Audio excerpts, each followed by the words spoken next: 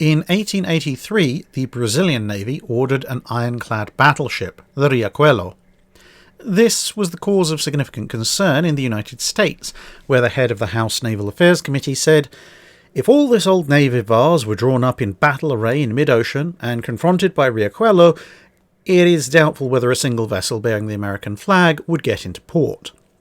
This prompted the rapid preparation of designs for a pair of ships to meet the potential challenge, but these had two major limitations. One being that for rapid construction they couldn't exceed the size of available docks, and they would have to draw somewhat on their possible nemesis for design ideas, again to speed up the process. Initially, the thought was to build a larger battleship and a smaller armoured cruiser, since during this period it wasn't entirely clear if the latter might displace the former, but in the event requests for two ships of similar displacement ended up going out, but with one slightly more heavily armed and armoured than the other. The latter would become USS Texas and the former USS Maine. As US shipbuilders hadn't actually built a modern steel capital ship before, it was inevitable the ship would take a while to see the water, but Maine's development seemed to be especially cursed with bad luck. Riachuelo had commissioned in 1883. Maine was ordered in 1886, but wasn't laid down until the last quarter of 1888, and although launched almost exactly a year and a day after this, it took another 6 years to complete her, commissioning into the fleet in late 1895, 9 years after the order had gone out. If the Brazilians had in fact wanted to try and incorporate the US as northern Greater Brazil, they certainly had plenty of time to give it a shot, but luckily for all concerned, they were apparently not all that thrilled with the idea. Admittedly, the office where her plans were stored catching fire hadn't exactly helped Maine's development time, and what also didn't help was Bethlehem Steel promising to make the steel armour, then realising they didn't have the equipment to do so, and having to order some pretty hefty kit from Armstrong in the UK.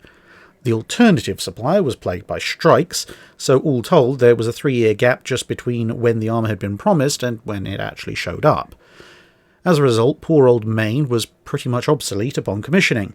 Following a normal build time, she'd have been competitive with the Orlando or Trafalgar classes, but she emerged into the world of the Majestic class instead. Still, along with Texas, she was more powerful than anything else in the US fleet. At just under 6,700 tons, she supported a main battery of 4 10-inch guns in a pair of twin turrets, positioned en echelon and laid out in the opposite configuration to Texas, with the starboard turret being the more forward compared to the portside one. To allow a degree of cross-deck fire, the superstructure was broken up into 3, with the resulting spaces being abreast of the turrets. Each section supported 2 casemated 6-inch guns of the secondary battery for a total of 6 guns, the amidships pair being just under and behind the bridge, and the other pairs being far more easily spotted right fore and right aft. The rest of the armament consisted of a scattering of around half a dozen 6-pounders, 8 1-pounders of 2 different types, and some Gatling guns, plus 4 single torpedo tubes, 2 on each side. In theory, 2 of her sets of davits could also support a small torpedo boat each, but she was never equipped with these in practice. Armour was simple nickel steel, Harvey face-hardened armour being a few years down the line at the time of her design. This was a maximum of 12-inch thick on the belt, gradually thinning down towards the ends of the ship. The deck was generally 2 inches thick with small areas of 3-inch plate, and the turrets were 8-inch thick with 10-inch thick barbettes. About 9,300 indicated horsepower drove 2 screws via vertical triple expansion engines to a top speed of about 16.5 knots, which was half a knot slower than her design speed.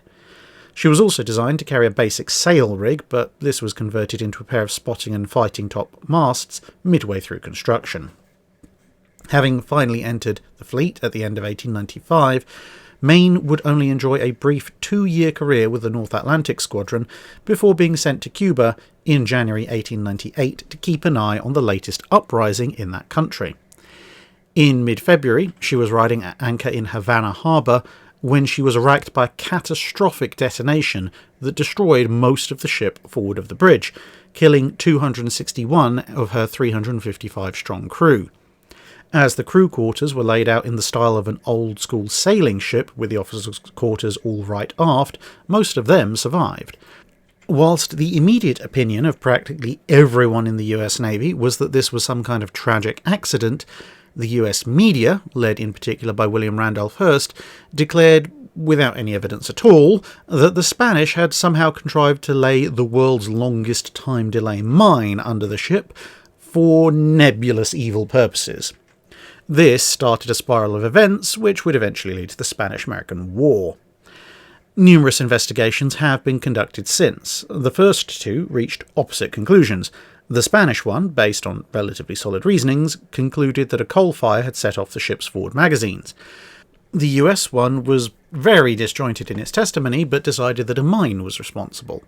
Another US investigation, held in 1911, rubbished much of the 1898 board's findings, but ended up coming back round to the mine idea, albeit with the mine apparently exploding in a different place.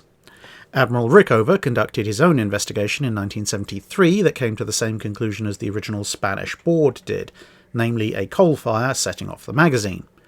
A number of more fringe theories maintained that the US blew up their own ship as a pretext to start the Spanish-American War, a case which is unfortunately helped by a Cold War-era plan to do exactly that to raise tensions with communist Cuba, and which made direct allusion to the Maine in its planning documents. In any case, the wreck proved to be a hazard to navigation, and in 1910 salvage work began on the wreck.